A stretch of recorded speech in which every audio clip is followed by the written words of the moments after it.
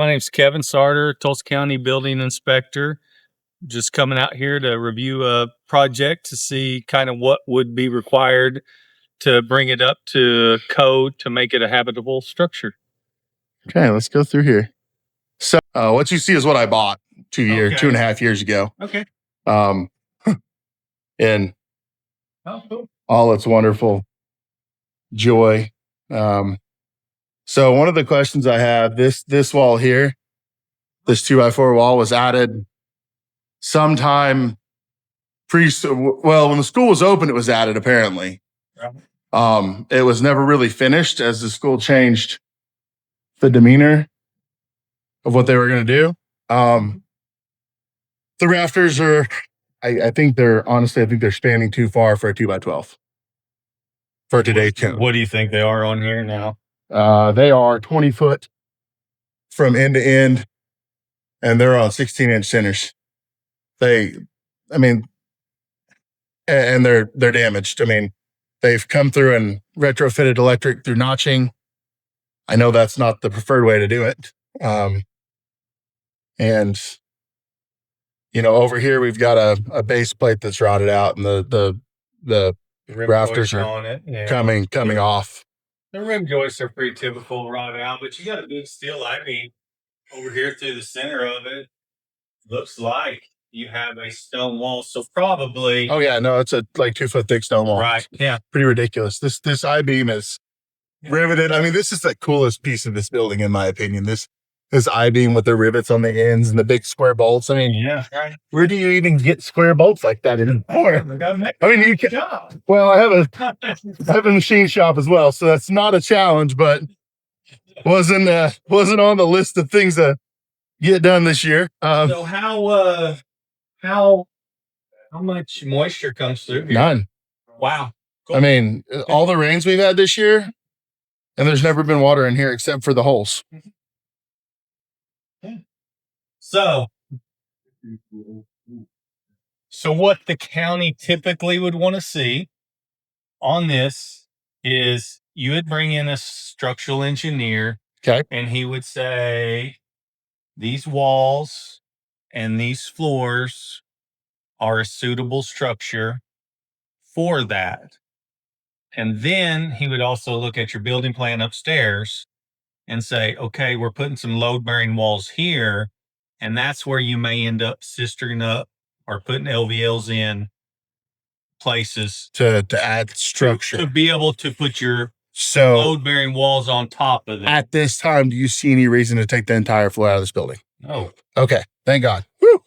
That's a big money saver right there. No, I don't see that. The biggest thing you could do right now to protect this structure is to get the roof on.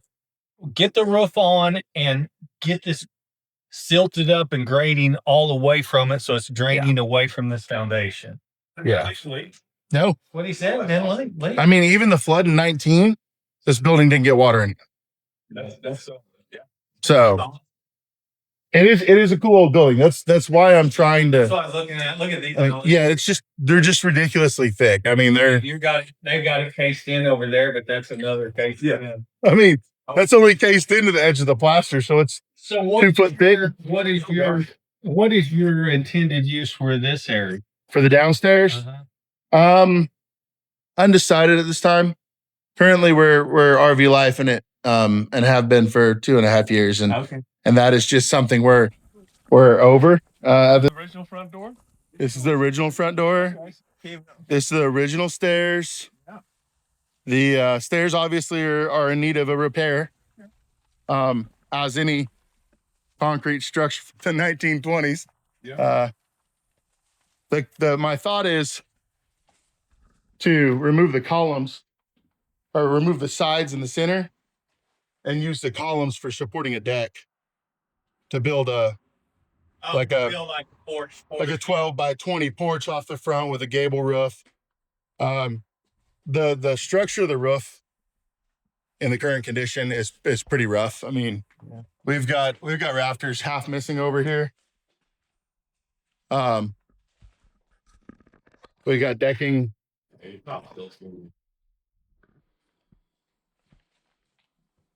What about looks that? like, you know, This is the most important wall for you to probably keep is going to be this, and this is what's going over your I-beam, right? Right.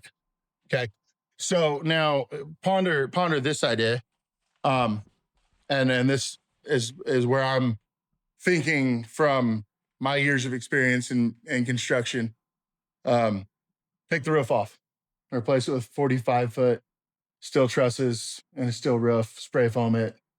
You do away with the need to worry about this wall, which is pretty damaged already at the top.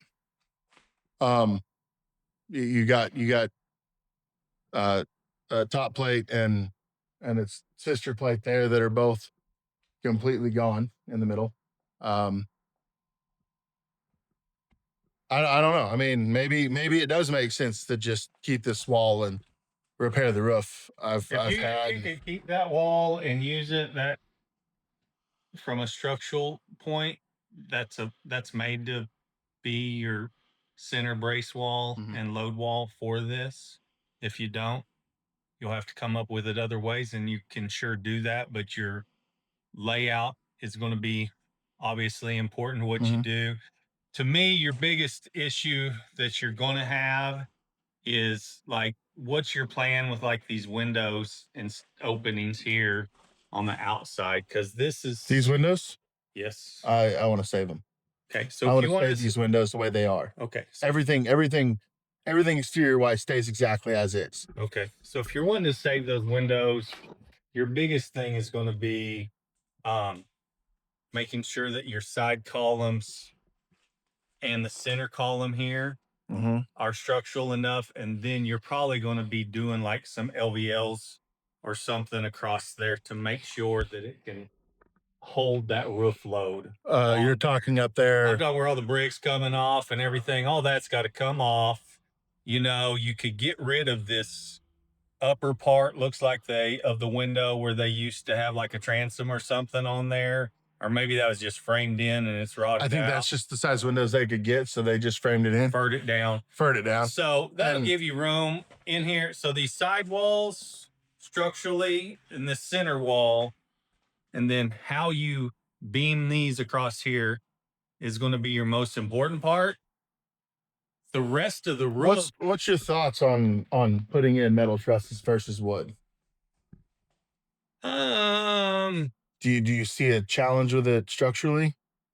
No, I mean they both have their benefits, and they both have. I work with metal every day. My mind works in metal. If your mind, my mind works in metal. I have all the tools for metal. Your thing with metal is going to be, how are you going to fasten that to your new top plate? Yeah. You know, and I've pondered that, thought about that. I'm a wood guy, so it's super simple for me to look at this and think I can. Now, if there was an LVL up there, there's probably a triple LVLs are going to be up there. Okay, triple. You're probably gonna have a triple LVL up from there to there. No, you probably could split it, but it'd be best to have three of them.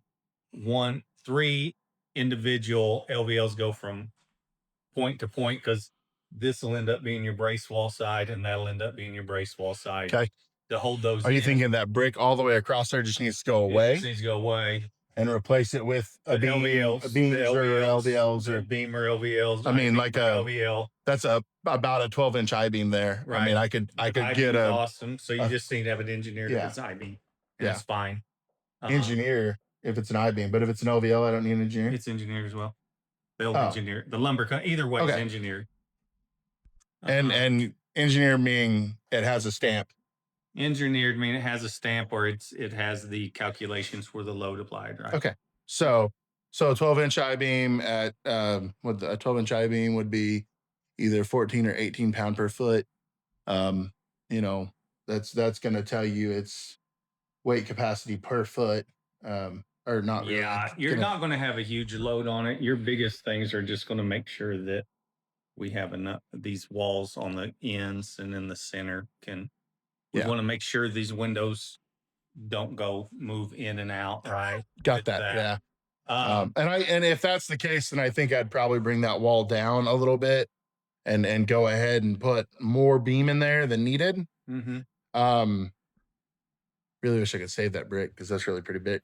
Now, I don't know if you can see, but on the outside But there, you there's can take the brick and actually use it somewhere else. there's you know. actually a big channel, a big piece of beam laying there.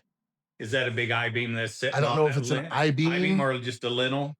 It's either an I-beam or a lintel, and I don't know. Right. You don't know till you get into it. And I don't know until I get into it, but I can't. What I knew I couldn't do was start working on a building that's this high profile to you guys, because if this building starts becoming real life, somebody's going to make a phone call. Sure. You know, Well, here, plus it's structural, so you have it's structural. You know, you have structural components with it. It's not, if you're just re-roofing it or doing something like that, but it's not. It's set too long and sustained too many structural damage, but it's very rebuildable. Okay. In my opinion. Yeah. Well, that being said, is it going to take a substantial amount of resources? Well, Sure, but being substantial in some eyes and other eyes are, you know, when you say resources, you don't necessarily mean just money. It's a lot of manpower. No, this one's going to be a labor of love. Yeah, right? this is going to have to be a labor of love. Be a labor of love, but you'd have to make the determination if steel is your medium that you like to work with, then sure. But my idea was very easily be built back with wood as well.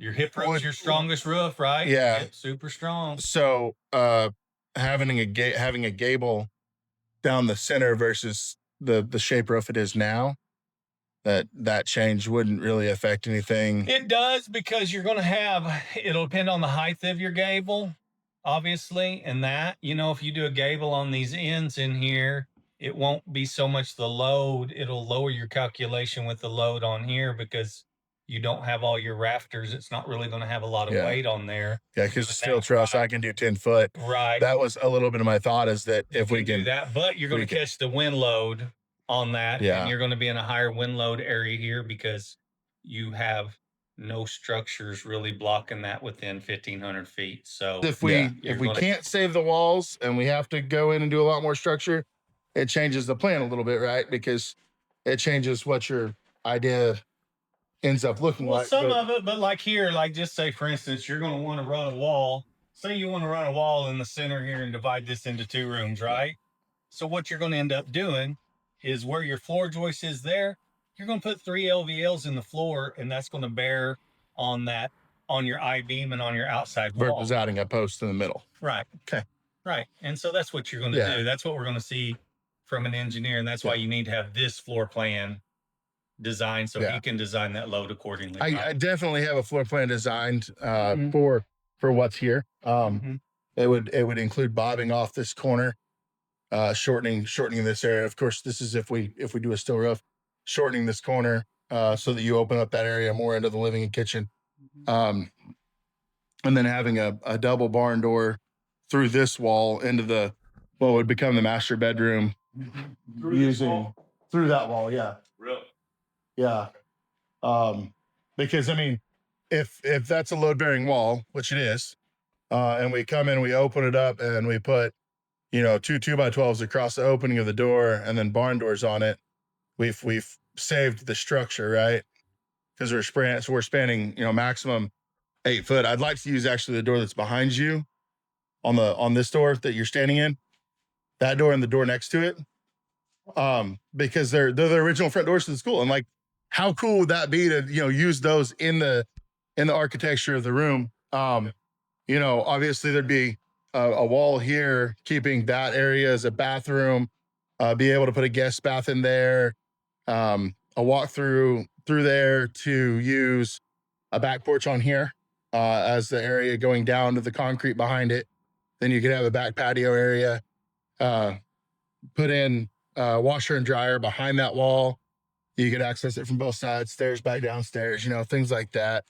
And you do, once you start demoing it, you need to test that for your lead-based paint, your hazards, just to make sure you do it correctly. Or if you're going to reuse something like those doors, then make sure that you have, because it's going to test probably 90%.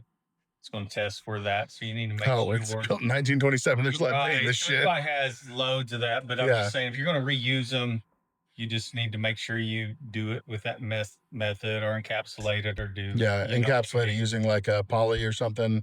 Well, they have different methods. A big part of that is once you get into it and sand it and do that, you become airborne. Like whoever's doing that needs to.